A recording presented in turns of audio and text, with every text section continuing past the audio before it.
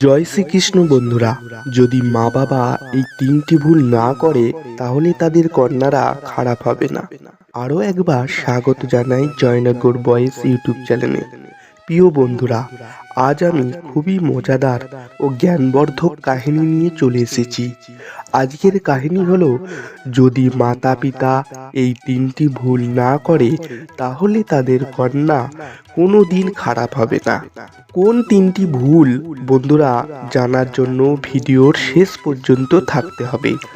যদি এখনও আপনি আমাদের চ্যানেলটি সাবস্ক্রাইব করে না থাকেন তাহলে চ্যানেলটি সাবস্ক্রাইব করে কমেন্ট বক্সে ভালো ভালো কমেন্ট করুন। আর ভিডিওটি যদি ভালো লাগে তো ভিডিওটি শেয়ার অবশ্যই করে দিন, যাতে আপনাদের সাথে সাথে আরও অনেক পিতামাতা এই ভিডিও দেখে উপকৃত হয়। প্রিয় বন্ধু, সকল মা বাবাই চায় তার কন্যা তাদের নাম উজ্জ্বল করুক, তাদের বংশের মুখ উজ্জ্বল করুক। কেননা একটি কন্যার পিতা হওয়া অনেক গর্বের কথা। একজন পিতার কন্যাদান করা অনেক পুণ্যের কাজ। বলা হয়, এই বিশ্ব সংসারে কন্যাদের অবদান অনস্বীকার্য। কেননা কন্যারা যদি না থাকতো এই বিশ্ব সংসার থাকতো না। তাই প্রত্যেক মা বাবার কন্যার স্বভাব চরিত্রের দিকে খেয়াল রাখা উচিত। প্রিয় বন্ধু, কন্যা মা বাপ ও তার বংশের নাম তখনই উজ্জ্বল করতে পারে যখন তার মন পরিষ্কার হয়, তার চরিত্র পরিষ্কার হয়। তখনই সেই মেয়ে তার মা বাবার, তার বংশের বা তার পুরো গ্রামের নাম উজ্জ্বল করতে পারে। যদি সে নিজের ভুল আচরণে নিজের চরিত্রকে দূষিত করে তোলে তো সেই কন্যাই কুল বংশের চরিত্রকে দূষিত করে তোলে। মা বাবার ইজ্জত ধুলোয় মিশিয়ে দেয়। একটি কন্যা যদি বিগড়ে যায় তাহলে দুই কুল ধ্বংস হয়ে যাবে। এক তো কন্যার বাপের বাড়ি, অন্যদিকে কন্যার শ্বশুর বাড়ি। শ্বশুর শাশুড়ির নাম ধুলোয় মিশিয়ে দেয়। কন্যার চরিত্র ভালো করা নির্ভর করে তার মা বাবার ওপর। যে মা বাবা কিভাবে তার কন্যাকে ভালো শিক্ষা দেয়। তো আসুন বন্ধুরা, আমি আজকে আপনাদের একটি ছোট্ট কাহিনী শোনাই। গরুর পুরাণে বলা হয়েছে, কলিমপুর গ্রামে এক ছোট্ট নগর ছিল। ওই নগরে বসুদত্ত নামে এক ব্রাহ্মণ বাস করত। তার একটি খুব সুন্দর কন্যা ছিল, যার নাম ছিল সুদেবা।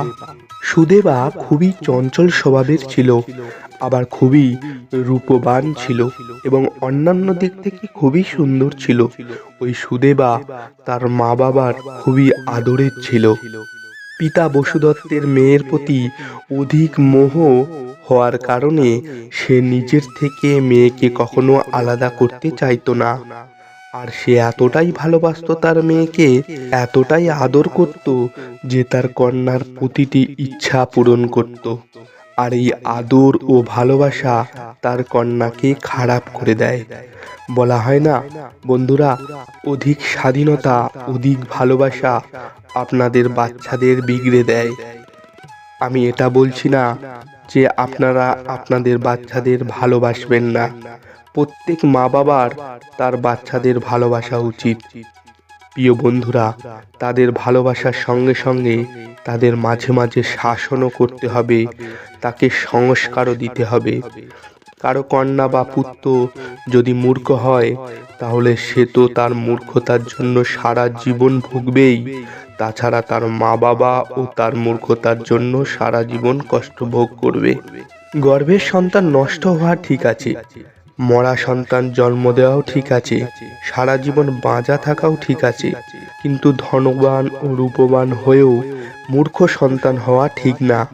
এদিকে বসুদত্তের কন্যা আদরে আদরে বড় হয়ে যায়, বিবাহের যোগ্য হয়ে যায়। বসুদত্ত ভাবে, আমি আমার কন্যার বিবাহ সেই ব্যক্তির সঙ্গে দেব যে তার ঘরে ঘর জামাই হয়ে থাকবে। এটা ভেবে বসুদত্ত তার কন্যার বিবাহ উচ্চ বংশে দেয় না। একদিন বসুদত্তের দুয়ারে এক ভিক্ষুক ব্রাহ্মণ আসে। ওই ভিক্ষুক খুব লেখাপড়া জানা, সুন্দর, বেদ ও বেদঙ্গ পারদর্শী ছিল, খুব বিদ্যমান ছিল। বসুদত্তের খুব ভালো লাগে ব্রাহ্মণটিকে। বসুদত্ত তার নাম ও গোত্র জিজ্ঞাসা করে তার কন্যার বিবাহ ওই ব্রাহ্মণের সঙ্গে দিয়ে দেয়। আর বসুদত্ত শর্ত রাখে, তোমাকে বিয়ে করার পর আমার এখানেই আমার কন্যার সঙ্গে থাকতে হবে। ব্রাহ্মণ বসুদত্তের কথা মেনে নেয় আর বিবাহ করে নেন। এখন ব্রাহ্মণ বসুদত্তের কন্যার সঙ্গে বিবাহ করে বসুদত্তের ওখানেই থেকে যান। সুদেবার পিতা বসুদত্ত যে ব্রাহ্মণ ছিল সে খুবই ধনবান ছিল। সুদেবার পিতা অনেক বড় ধনবান, এটা ভেবে সুদেবা অহংকারী হয়ে প্রতিদিন তার স্বামীকে অপমান করতে থাকত। সে তার বিবেক বুদ্ধি হারিয়ে ফেলেছিল। ওই সুদেবার স্বামী ওই ব্রাহ্মণ খুব জ্ঞানী ছিল, খুবই বুঝদার ও সরল প্রকৃতির ব্যক্তি ছিলেন। তিনি কখনো তার স্ত্রীকে কখনো কিছু বলতেন না। সুদেবা স্বামীর তো কখনো সেবা করত না, উল্টে স্বামীকে দিন রাত উল্টোপাল্টা বলতে থাকতো, কেননা পিতার বাড়িতে থাকার কারণে লোক লজ্জা তার ছিল না। ওই সুদেবা স্বাধীন স্ত্রীদের মতো সারা গ্রামে ঘুরে বেড়াতো।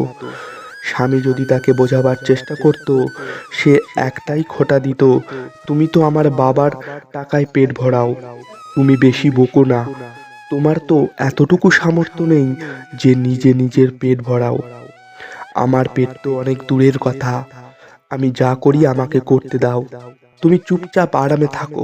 এইসব কথা সে রোজ বলতো। আর তার স্বামী কখনো তার পিতাকে নালিশ করতো না যে তোমার কন্যা আমাকে রোজ খোঁটা দেয়, এই সব কথা আমাকে বলে, আমার কোনো কথা শোনে না। বসুদত্ত বন্ধুরা তার কন্যার স্বভাবকে ভালো করে জানতো। বসুদত্ত তার কন্যাকে কখনো বোঝাবার চেষ্টা করেনি। এখন আর কি বোঝাবে, যখন বোঝাবার বয়স ছিল তখন তো তিনি বোঝাননি, এখন সে কি কথা শুনবে? বসুদত্তের মেয়ের সকল স্বভাব ভ্রষ্টা প্রকৃতির হয়ে গিয়েছিল, স্ত্রীর কোনো লক্ষণই তার ছিল না। এদিকে বন্ধুরা সুদেবার স্বামী রোজ রোজ সুদেবার খোঁটা শুনে শুনে বিরক্ত হয়ে যায়, আর একদিন না বলে ঘর থেকে চলে যায়। জামাই চলে যাওয়ায় বসুদত্তের খুব দুঃখ হয়। বসুদত্ত ভাবেন, নিশ্চয়ই আমার মেয়ের খারাপ ব্যবহারে আমার জামাই তাকে ছেড়ে চলে গেছে। আমার মেয়ে অনেক বড় পাপচারিণী, আমার জ্ঞানী ও ধর্মাত্মা জামাই তাই তাকে ছেড়ে চলে গেছে। আমার কন্যাই ভ্রষ্টা দুর্চারিণী। বসুদত্ত তার ঘর থেকে নিজের মেয়েকে বার করে দেয় আর বলেন, হে কুলটা বংশে দাগ লাগানো বালি, তুমিও আমার বাড়ি থেকে চলে যাও। আজ থেকে আমার বাড়ির দরজা চিরকালের জন্য তোর জন্য বন্ধ হয়ে গেল, তুই এদিকে ঘুরেও তাকাবি না। জেনে নে তোর আমার সম্পর্ক চিরকালের জন্য শেষ, চলে যা যেখানে তোর স্বামী থাকে। এই বলে বসুদত্ত তার কন্যাকে বার করে দেন। বন্ধুরা সুদেবা তার ঘর থেকে বেরিয়ে পড়ে। স্বামী ও পিতা ত্যাগ করায় সে যেখানেই যেত সেখানেই তাকে লোক উল্টোপাল্টা বলতো আর তাদের মুখ ফিরিয়ে নিত, তাকে কেউ থাকতে দিত না। অনেক দিন থেকে সুদেবা খিদায় তৃষ্ণায় ঘুরতে থাকে। এবার সুদেবা বুঝতে পারে যে সে তার স্বামীকে কোনোদিন সম্মান করেনি, তার স্বামী ত্যাগ করায় আমার এই দশা হয়েছে। সে সব বুঝতে পেরেছিল। কিছুদিন এদিক ওদিক ঘুরতে ঘুরতে সে গুজরাটে প্রভাস তীর্থে গিয়ে পৌঁছায়। অনেকদিন কিছু না খাওয়ার জন্য সে খুব দুর্বল হয়ে পড়েছিল এবং শেষে একটি বাটি নিয়ে ভিক্ষা করতে লাগে। যেখানেই সে যেত লোক তিরস্কার করে তাকে তাড়িয়ে দিত, সবাই তাকে তাড়িয়ে দিত, লোক তাকে পাপিনী ভেবে তিরস্কার করে তাড়িয়ে দিত। এইভাবে সে জীবন কাটাতে কাটাতে খুবই দুর্বল হয়ে গিয়েছিল এবং খুব রোগা হয়ে গিয়েছিল। অনেক রকম রোগ তার শরীরে আসে, শরীর একদম শুকনো হয়ে যায়। একদিন সে ওই নগরেই পাগলের মতো ঘুরছিল। ঘুরতে ঘুরতে সে একটি সুন্দর দুয়ারে গিয়ে পৌঁছায়। সেখানে গিয়ে সে দেখে বড় সুন্দর ধর্মশালা, সেখানে বেদ পাঠ করা হচ্ছে, ব্রাহ্মণ বসে আছে। সে সেখানে গিয়ে ভিক্ষা চাইল। ওই ঘরের স্বামী দেখেন একজন রোগা পাতলা মেয়ে ভিক্ষা চাইতে এসেছে। তখন ওই বাড়ির স্বামী তার স্ত্রীকে বলেন, দেখো তো কেউ দুয়ারে এসেছে, মনে হচ্ছে সে অনেক দিন কিছু খায়নি, ক্ষুধার্ত আছে, তাকে শ্রদ্ধার সঙ্গে ঘরে এনে কিছু ভোজন করিয়ে দাও। প্রিয় বন্ধুরা, ওই ঘর আর কারো ছিল না, ওই সুদেবার স্বামীর ছিল। আর সে সুদেবার স্বামীই ছিল। সে তার স্ত্রীকে ছেড়ে চলে এসেছিল আর সেখানে এসে নতুন করে আবার বিয়ে করে নেয়। আর ভাগ্যক্রমে সুদেবা নিজের স্বামীর কাছে গিয়েই পৌঁছায়। আর তার স্বামীও তাকে দেখেই চিনে নিয়েছিল যে সে তার স্ত্রী। সে তার দ্বিতীয় স্ত্রীকে বলে তাকে ভেতরে এনে কিছু খাবার খাইয়ে দিতে। ওই ব্রাহ্মণের দ্বিতীয় স্ত্রী খুবই সুন্দর, সুশীল, সুন্দর স্বভাবের ও সংস্কারী ছিল। ধর্মপরায়ণ ও প্রতিব্রতা ছিলেন। এক দুঃখী স্ত্রীকে দুয়ারে দেখে তারও খুব করুণা হয়। তার চোখে জল এসে যায়। তাকে আদর করে ঘরে এনে খাবার খাওয়ায়। সুদেবাও তার স্বামীকে চিনতে পারে। সুদেবা তার স্বামীকে দেখে প্রচণ্ড লজ্জায় পড়ে যায় এবং লজ্জায় তার মুখ লুকিয়ে নেয়। তখন দ্বিতীয় স্ত্রী জিজ্ঞাসা করে, হে স্বামী, ওই স্ত্রী কে যে আপনাকে দেখে লজ্জায় মুখ লুকিয়ে নিচ্ছে? তখন স্বামী বলেন, এ আর কেউ নয়, এ আমার প্রথম স্ত্রী সুদেবা। আমি তাকে অনেক ভালোবাসতাম আর আমি বিশেষ কারণে তাকে ছেড়ে চলে এসেছিলাম। তুমি তার খুব যত্ন করো, খুব সেবা যত্ন করো। সুদেবা যাকে স্বামী বলে মানত না, সেই স্বামী তাকে স্ত্রী বলে পরিচয় দিল আর তার খুব সেবা যত্ন করল। নিজের স্বামীর ব্যবহার দেখে সুদেবা লজ্জায় ভেঙে পড়ে। সে তার পূর্বের কুকর্মের কথা ভেবে আফসোস করতে লাগে। এখন সুদেবা পস্তাচ্ছিল আর ভাবতে লাগলো, আমি কত পাপিনী ছিলাম যে আমি কখনো আমার স্বামীর সঙ্গে ভালোভাবে কথা বলিনি। আমার ধর্মাত্মা স্বামী কত ভালো।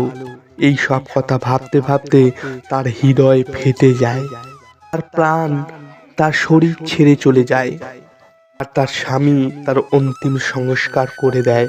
আর প্রিয় দর্শকবৃন্দ, সুদেবার দুঃখ এখানেই থেমে থাকে না। মরার পর তার আত্মা যমরাজের কাছে গিয়ে পৌঁছায়। যমরাজও তার কুকর্মের কথা দেখে প্রচন্ড রেগে যান। যমরাজ তার দৈত্যদের ডেকে তাকে নরকে পাঠিয়ে শাস্তি দেন। বিভিন্ন নরক যন্ত্রণার পরে তাকে নিজ যোনিতে জন্ম নেওয়ায়। কখনো কুকুর, কখনো শুয়োর, কখনো মুরগি যোনিতে জন্ম হয় তার। প্রিয় বন্ধুরা, আজকের গল্পের তাৎপর্য হলো, মাতা পিতার উচিত তার ছেলে বা মেয়েকে ভালো সংস্কার দেওয়া এবং তাকে সুলক্ষণী করে তোলা। প্রিয় বন্ধুরা, প্রত্যেক মা বাবার এই তিনটি ভুল কখনো করা উচিত নয়। প্রথমত, কন্যাকে শিক্ষা ও সংস্কার থেকে বঞ্চিত না করা, আর এই কাজ পিতামাতার ছোটবেলা থেকে শুরু করে দেওয়া উচিত। তবেই সে সুলক্ষণী কন্যা হয়ে উঠবে।